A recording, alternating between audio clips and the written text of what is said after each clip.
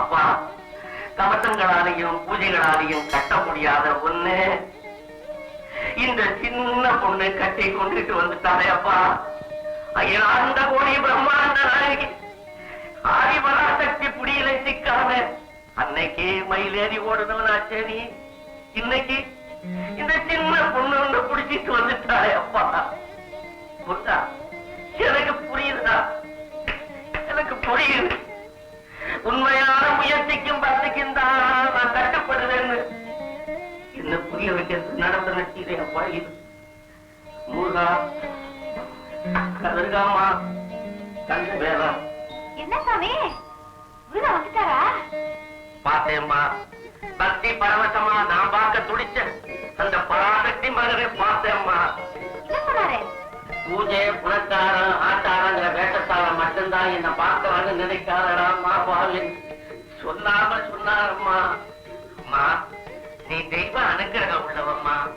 உன் கண்ணுக்கு கையுக்கும் கந்தன் கட்டுப்பட்டு இங்க தரிசனம் கொடுக்கிறாரம்மா. வார்த்தையெல்லாம் சொல்றீங்களே, அதையெல்லாம் புரிஞ்சுக்க கூடிய சக்தி இந்த மனசுக்கு இல்லைங்க. ஏன்னா உங்களை பார்த்தோன்னே என் மனசு ஒரு மரியாதை. உங்களுக்கு என்னால சேவை செஞ்சு உங்ககிட்ட இந்த ஆசீர்வாதம் வாங்கிக்கணும் ஒரு ஆசைங்க. அந்த ஆசை வேகமா மறைச்சா கோவில் கொடி மரத்துக்கிட்ட இருந்து சேவலை பிடிச்சு கொண்டாங்க. நான் பிறந்த இந்த பொன் பிறப்புல எனக்கு 4 வார்த்தை நல்லது கெட்டது சொல்லி நல்லபடியா வாழ வைக்க அம்மா அப்பா கூட இல்லைங்க. அதனாலதான் நான் பிழைக்கிறதுக்கு ஏதாச்சும் புத்தி சொல்லுங்கன்னு கேட்டுக்கிறேன். உங்களை என் குருவா மதிக்கிறேன் சாமி. அம்மா, முருகனை எப்போதும் மனசுல நினைக்கணும். கண்ணால கண்டதையும் காலால கேட்டதையும் வெளியே சொல்லக்கூடாது. கால போஜனத்தை தள்ளக்கூடாது. இதெல்லாம் கேட்கறதுக்கு சாதாரணமா தான் படும். ஆனா உன் வாழ்க்கையில என்னைக்காவது பிரயோஜனப்படுமா?